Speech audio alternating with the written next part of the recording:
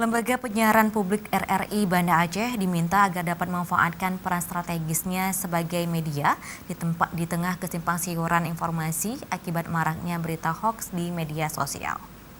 Setiap kepala stasiun RRI dituntut. Hal itu dikemukakan oleh Asisten 2 Setdaku Banda Aceh, Iskandar, dalam sambutannya saat menghadiri kegiatan lepas sambut Kepala Stasiun Lembaga Penyiaran Publik RRI Banda Aceh di Aula Auditorium RRI Jumat pagi.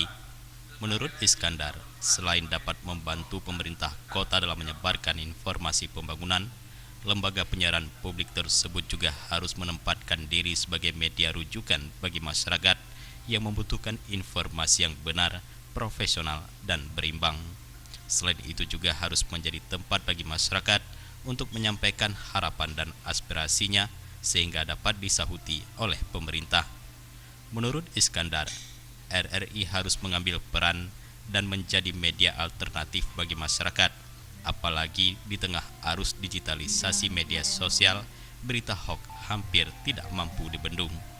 Sebagaimana tadi disampaikan oleh Bapak Direktur Teknologi dan Media Baru, memang peran RRI ini sangat penting terutama untuk mencegah berita-berita yang tidak benar, berita-berita hoaks. Kita kadang-kadang juga Pak tidak tahu ya apakah berita itu benar atau tidak. Setelah masuk kemudian langsung dibuat entah kemana-mana.